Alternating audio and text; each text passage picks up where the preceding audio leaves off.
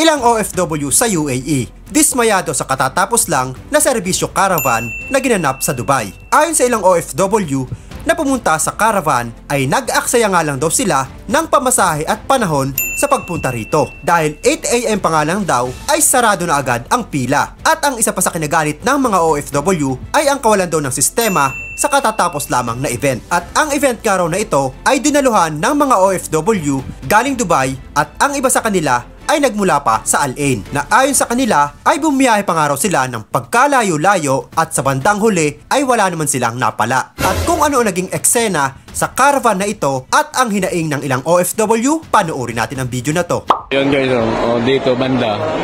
So, ang daming tao. Wala talaga. Ayun hindi ka nag-uusad masyado ang ano nila. Sobrang bagal lang ano.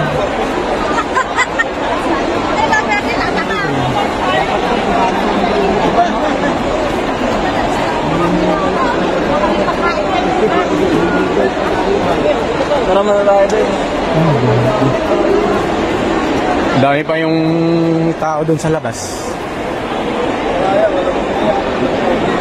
Dito, mauubos ang oras mo dito sa pag-ano.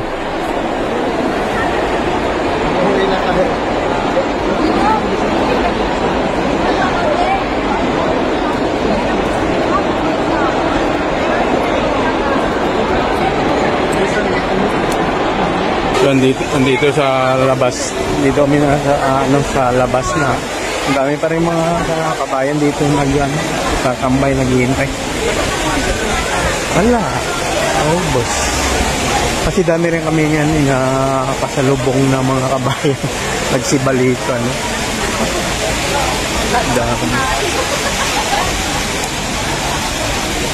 Ang daming nagalit, ang daming nadismaya sa isinagawang caravan sa World Trade Center.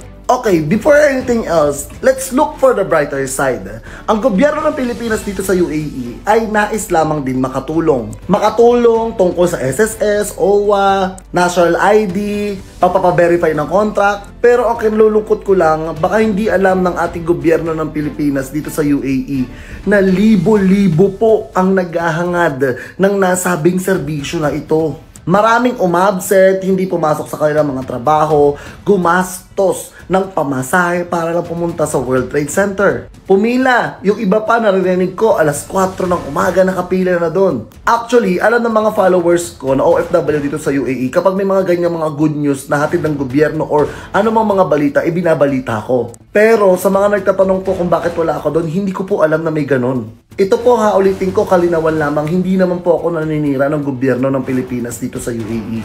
Kumbaga, ito po ay yung mga daing at hinaing ng mga OFW dito po sa UAE. Ginagamit ko lamang po ang aking plataforma para po mas marinig tayo ng napakaraming Pilipino dito po sa bansang ito.